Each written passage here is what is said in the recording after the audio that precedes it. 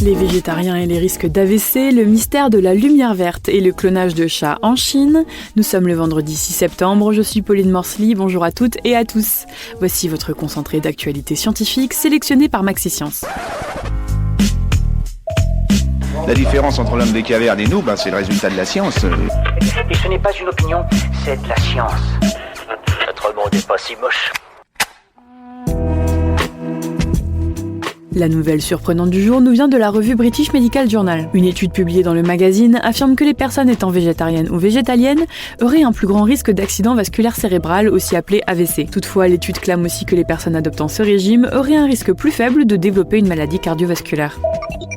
La NASA a peut-être résolu l'étrange mystère de la lumière verte aperçue par 2 satellites à rayons X. La lumière avait été vue à 2 reprises à 10 minutes d'intervalle, puis plus rien. Selon des chercheurs, il serait possible que cette lumière provienne d'un trou noir en train de dévorer une autre étoile. Quand un objet s'approche trop près d'un trou noir, il peut être déchiqueté par la gravité et les débris se retrouvent en orbite près du trou noir. Les débris situés près du bord intérieur du trou noir se déplacent si vite qu'ils chauffent en fait à 5000 degrés, ce qui est environ la température du Soleil, et dégagent des rayons X. Cela pourrait donc expliquer pourquoi les satellites auraient repéré cette source de lumière verte.